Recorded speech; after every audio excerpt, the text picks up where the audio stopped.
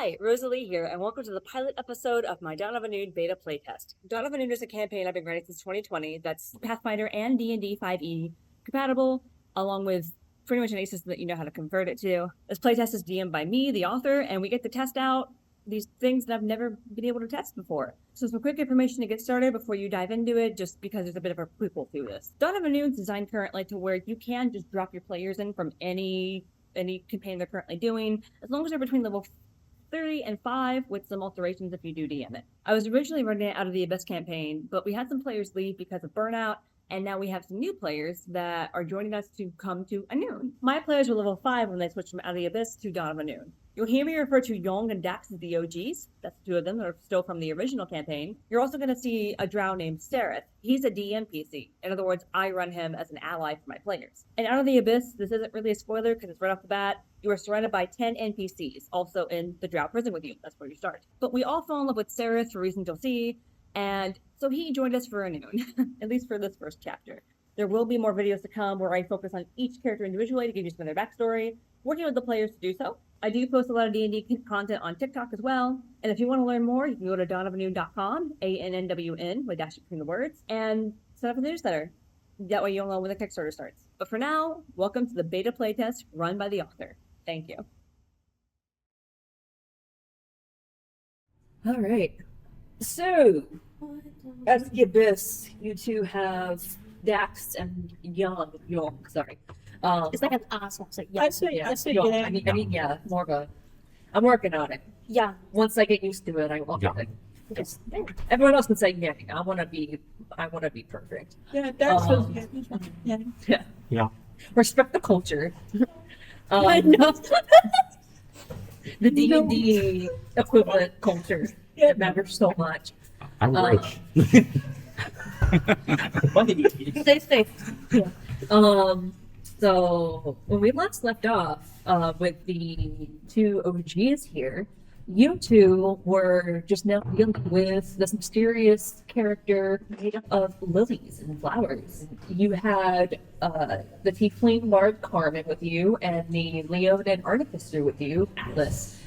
And they decided they didn't want to go with this huge task, which we'll get to in a minute, of having to save the multiverse.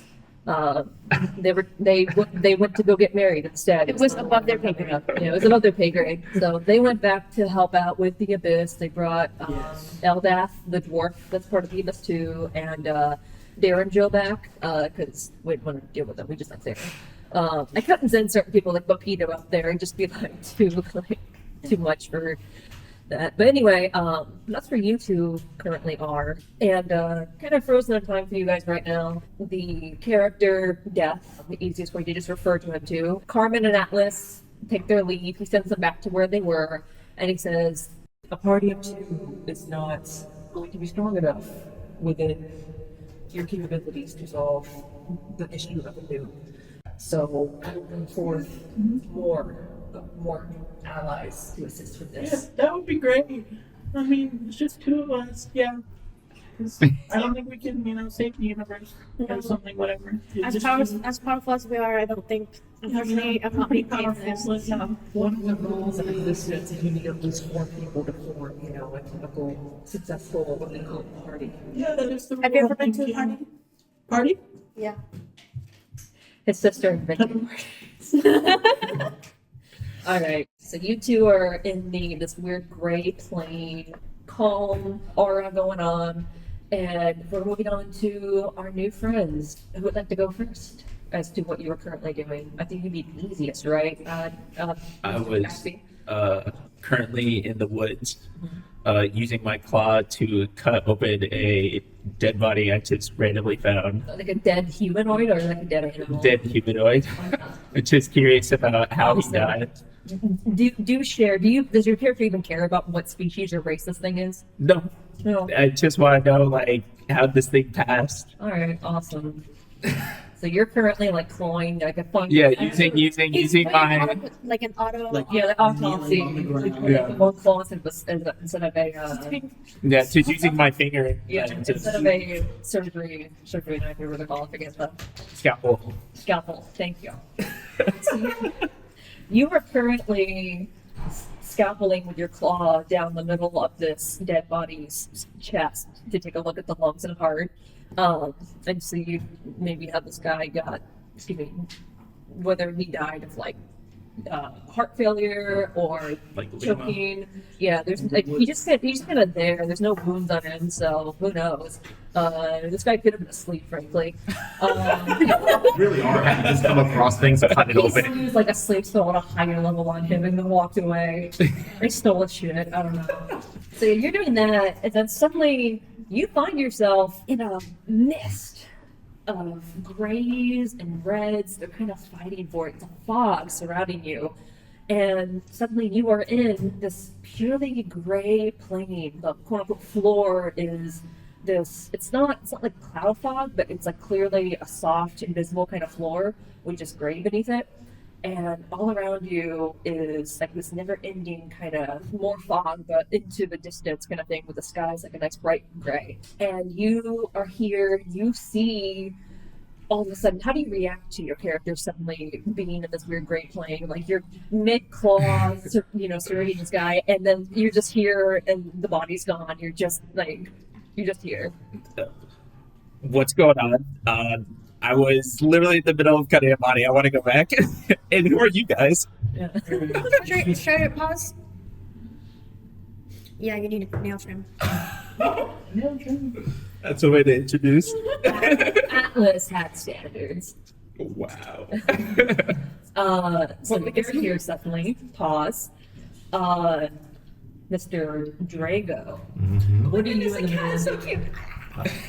Currently, I'm on an expedition to find a amulet that was said to be kept at a temple that has been worn by many sorcerers. I've been after this emerald for many times, and I think I finally got a good lead to where this ancient temple laid rest.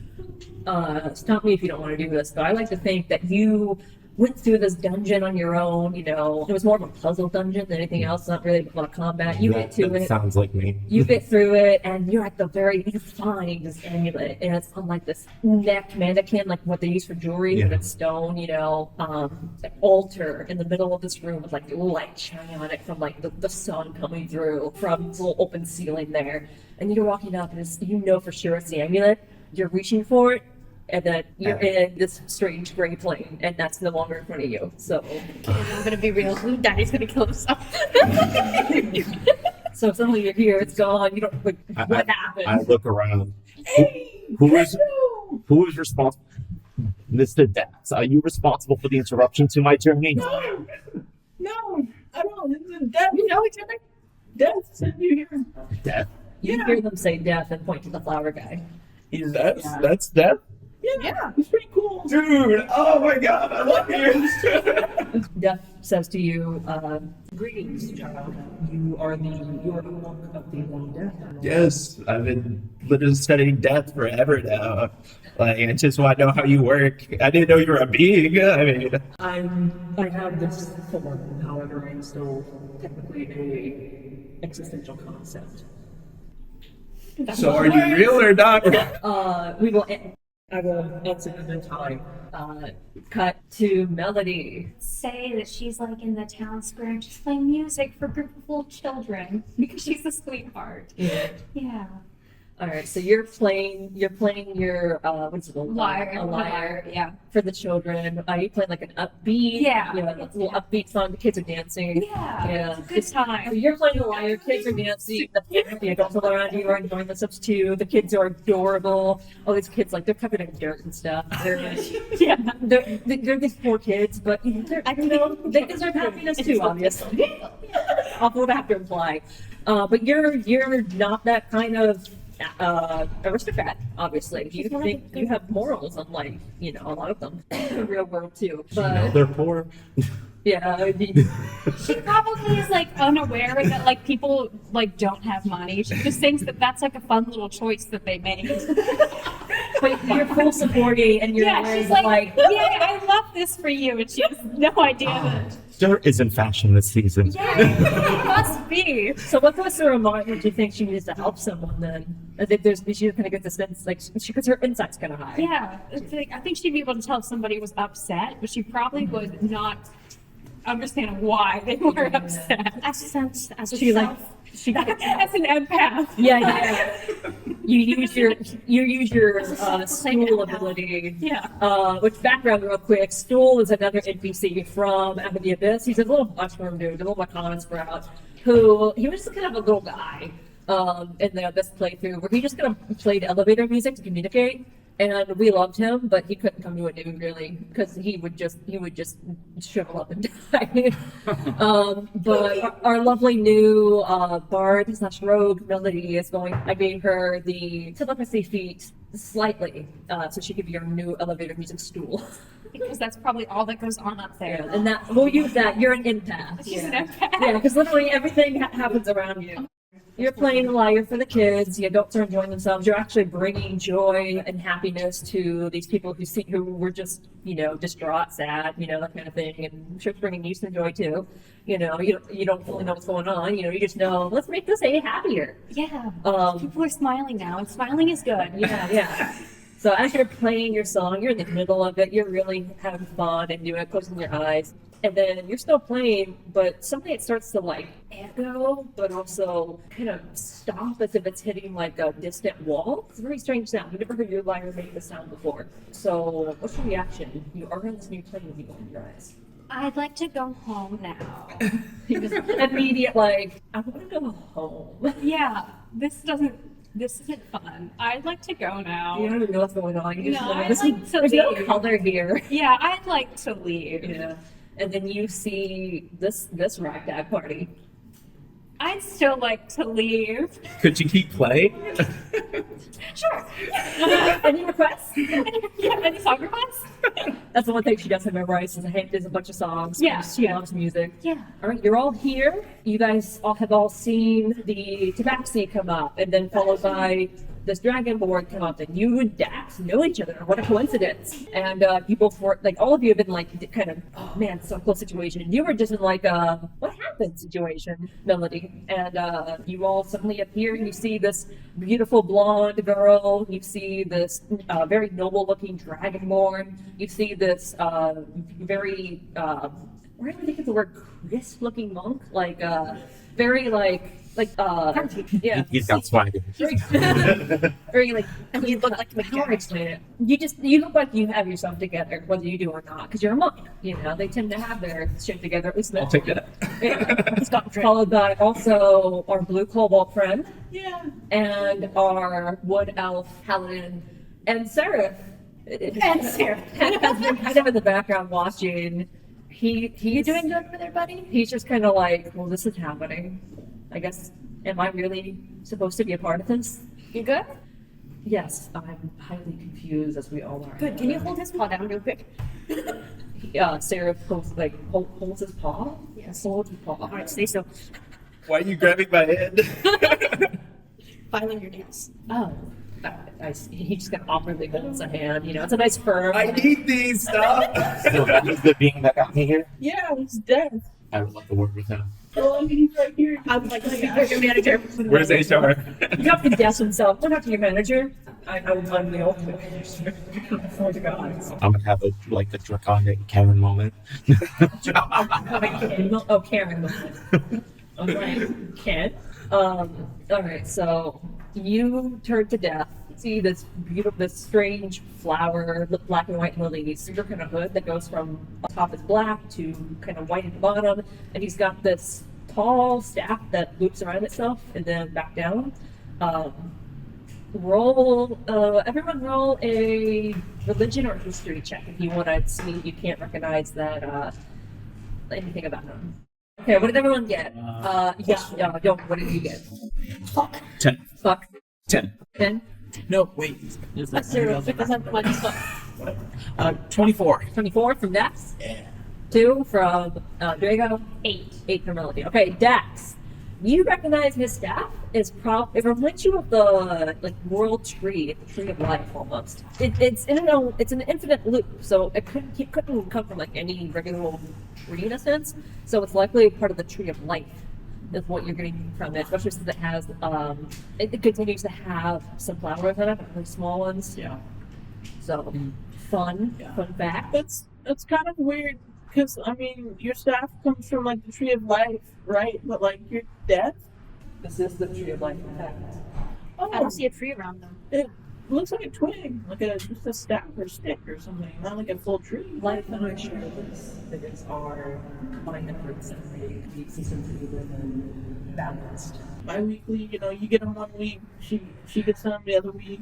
Is it like yours? Yeah. Like Yeah. custody? You guys have custody over Yeah. the staff? My sister is everything. She is life itself. So life is also a person or being? Like this. Full of She, You are life. So I'm life?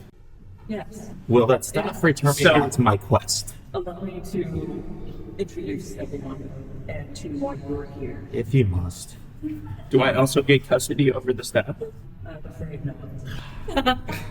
I am death and before the gods, before the primordials, and there is a plane that is new.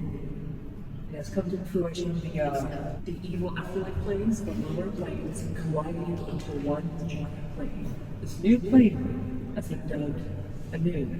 As it comes, Hell, Abaddon, or Hades, as you may call it, and the Abyss are colliding. It is pure chaos beyond even what you know chaos to be. Because of this, the multiverse is formed into a black hole, if you like it to be described that way. So, if this anew is not brought to fruition and balance is not restored, the entire multiverse may collapse, including the heavens themselves, including the farm they're even. And you didn't foresee this coming a long time ago? My sister Fate is not allowed to set forth what's to come. And this is a very sudden event. It is not caused, as far as we can see, by any natural order. As I said, this chaos that comes with this plane is unlike anything. Compare it to cults you would call West, which is pure destruction, sacred destruction. That is fully as lawful as the most lawful planes of hell themselves. Chaos and law are the same compared to this. I have brought new adventurers together. We must separate the planes that combine it. 7 more. Okay, what did everyone get? Don't. What did you get? They embody Fuck. the 7 sins. Okay. No waste. That is unknown, even to us. And why did you choose us? Because you're a kitty cat. You 5 have proven to be strong in heart and in memory, to withstand the temptations. Don't forget about Sarah. Sarah as well. Sarah's over in the corner, like, you know, he's gonna stay in their gang because you're, I don't know, you've been the most familiar friend to him so far because Karma's he's like, he's just kind of standing there, like his proper pose of like, yes, I'm a paladin, I'm here. I don't know why I'm here, but let's see what happens, I guess. You know, just quietly in the corner. And there's no corners in this plane either, so I don't know how he's in the corner. Standing there. He just makes a corner. He just makes, he is the corner. He is the corner. He is the corner. Wherever he is the corner. He's the wet cat of who's so through this one. Constantly proud of him. Doing his best. Especially Sarah. So says Death. And how shall we locate these sinful avatars? They are located throughout the new plane of Annwn. I will be bringing you to your first task, of which has already been touched on by Dax and Rome. It will be a test of diplomacy or of power. From there, greed will be your first sin that you it is the one that I know how to get you to without diving into the depths that is Annwn. Consider it the first layer of Annwn. There will also be greater powers within here from all of the lower planes, of which their power has too been affected. This includes the Four Horsemen, Asmodeus himself, and the other archdemons in Lord of Hell. So like, Some of them have gained great power, and they are bursting with it. Others have lost it. Yes, I interrupted you. oh no, it's fine. They go to these lower planes. Can they like double die, triple die, quadruple die? Die spirit. If you are killed in the lower planes, you are utterly dead. Cease to exist, even. dead. Does that answer your fixation? That is Yes. how. That is how. That is how the devils work, and it is too how any fiends down there work. I do have a gift to bestow upon you all, however, to help with your journey. And No way. he waves his flowery hand, you could call it, and 5 rings appear before him, and one floats to each of you. They're actually slightly invisible. You can clearly you can see them, you know, as in they're like they. So is it like a bad camouflage? It's like in I guess like a video game or a movie where you can still see the main characters like thing or your portfolio when he's invisible, but he's clearly visible almost. So each of you get these rings, and Death says, These rings will make you appear to other fiends and other beings in this plane as being one of their own. In which case, you will be the only mortals in this plane that are on this mission currently. However, devils will see you as devils, demons will see you as demons. If you remember the Blood War, they are very much against each other. Not to mention, as mortals, they would find particular interest in you when it comes to their temptations and such.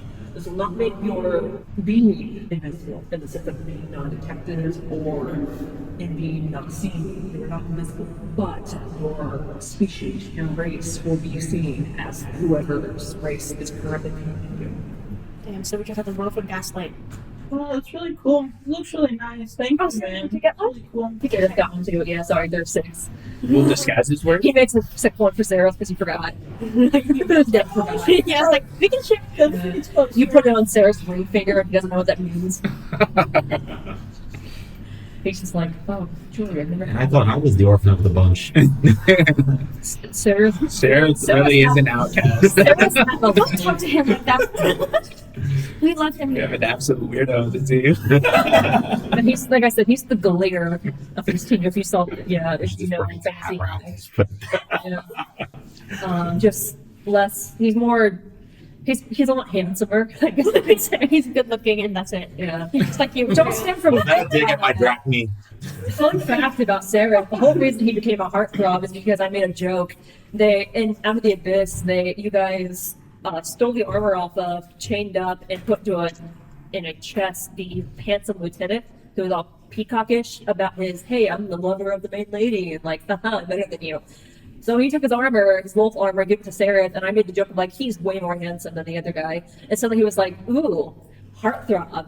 So he's a very sad, anxious man, but who's very, very handsome, which makes up for it, honestly. So yeah. So Death bestows upon you the rings. Your next mission, you get a sense of this aura calm. It turns into an aura of bravery in a sense, determination in a sense. It's not influencing you to be particularly like, I'm gonna go do this. It's not charm. It's just a sense of, I can do this if I really feel like I can. The multiverse of your hands, you are my last chance at being able to bring heroes into this realm. Are you willing to assist in this quest? I mean, yeah. Yeah, I got nothing better else to do, so. Sarah says, I agree. They'll allow me to, study death more, so I mean, I kind of have to. Sarah says, if it's your redeem me for my sins to be committed, I suppose I have not yet memorized that. I will join. So says Sarah. That's the same voice. Yeah, I clapped Sarah on the back a little bit too hard since implying, you got the spirit. So, he jolts from the contact because he's not used to any sort of contact that's not like, combat, frankly. So, Well, he just hit him. yeah, in the back of the armor caved, so he didn't really feel it, but we're still like, whoa. So each of you agree? You don't have to. Unfortunately. Mr. Death, Mrs. Death, She'll understand. they Death. I am neither any of those. I am definitely. Okay. I fear our outcome is not looking so Did you good. I'm sorry, I am speaking. Did you double, triple check? Double, triple check that me. Double check. You can do It's it. supposed to be me. You are strong at hearts, yes. You have been very determined to be. You're strong of heart, pure of will. And you got that line Okay. too. Yeah. The liar's pretty cool too. One thing as well that Mr. these Dax, two don't have, encourage her. in return to this quest, as a DM, I fully forgot this part. In return for completing this quest, whatever you have lost, whatever that may be, will be returned to you. Because you've each lost something strong to you. Whether it be a loved one, an item, or even a moment in time, that will be brought to you from within its death. Everyone's The like, three of you are thinking, what have I lost? Maybe later. Because it can be fully like subconscious, like, I don't know what I lost. Like, people might be, I don't know what I lost. I'll find out. I guess so. Yeah, that was me. I'm still lost in what I lost. He gives you back the idea of like you lost something versus the thing you lost. No, he gives you back fully whatever it is have lost, whatever no longer is in your life that you would like to have back entirely in its full. We talked about Dax's childhood being relived. Carmen, it was her family coming back. She was funny because she thought when she first heard Death say that, she was like, I want I want to remember my sister's face, and like, that's all?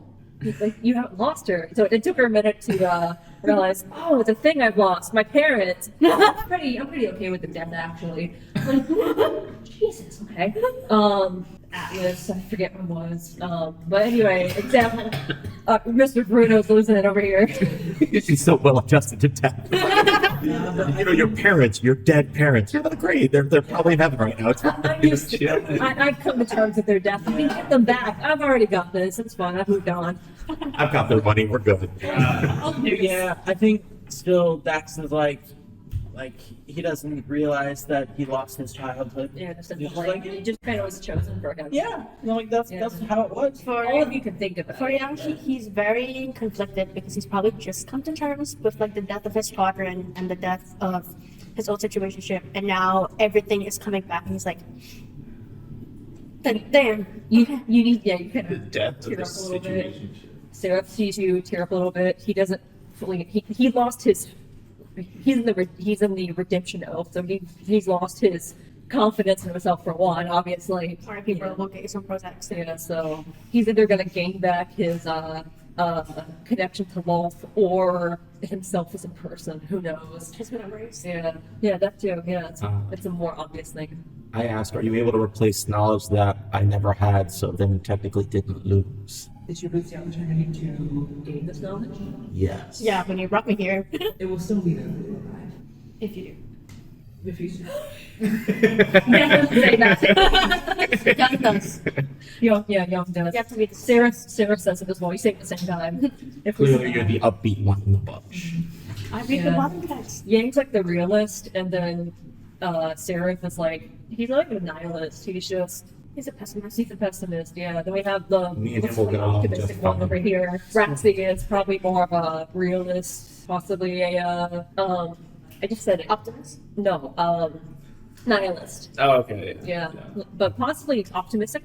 I don't know. You're kind of An figuring it out. optimistic nihilist. Yeah, Dax. I feel like you're kind of just you're optimistic. I like that, you know. And then Realistic as possible. yeah, we're determining what we all are in an existential, you know. Add that to our backstories. All right, so since you're all back to the story, you've all decided that you are going to go along with it. Melody's just kind of like, yeah, sure, I guess whatever gets me home. You assume you're going to be. She's like, I need to be back before my curfew. I'm sure. That sends a flower your way to kind of pat you on the head a little bit, and like so a white lily is going to rest on your hair. It's extra beautiful. There's one Sarah's hair too from last time I remember. Yeah, so you guys are just beautiful together. Just so underwear. Yeah. So as you all decide, we've been lingering long enough. You've been loved by death. Yes. I'm jealous. Raxy's jealous. He sends you a black flower. Black and white. Lilies represent death, and you got black and white. Yeah, anyway, he's a poetic design. Okay, I'm very proud of it. Anyway, as you're all giving your rings and agree to this quest, what do you knowingly agree or not, agree in your heart to do You're this. you're the type to like accidentally sign away your rights. Oh, You're not playing for contracts. You're not going to read any of it, much less the fine print. Meanwhile, I'm the one with like the magnifying glass trying to read each one. They seem very nice. Yeah, and all these devils, they seem so nice. They seem so They're nice. really emotional about it too. This was so nice to me the other day. Like, you wrote your contract out, like, with everything. And, I like, think he wanted you. then he just wanted to mess. And sometimes it's weird that should just the fuck around. Be petty. He's the pettiest person.